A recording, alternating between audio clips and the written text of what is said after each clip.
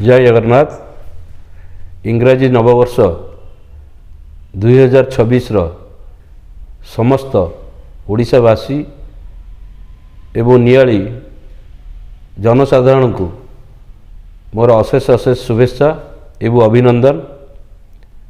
महाप्रभु जगन्नाथ पाखरे मोर एतिकी प्रार्थना ए वर्ष 2026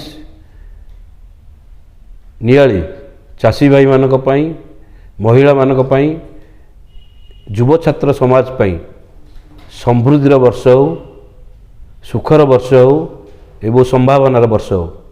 आसंतु एई वर्ष आमे समस्ते मिलिमिशि शपथ नवा, ए नुआ वर्ष रे संकल्प नवा किभली भाव नियाली को एक विकसित नियाली गठन करिबारे आम समस्त सहयोग करिबा।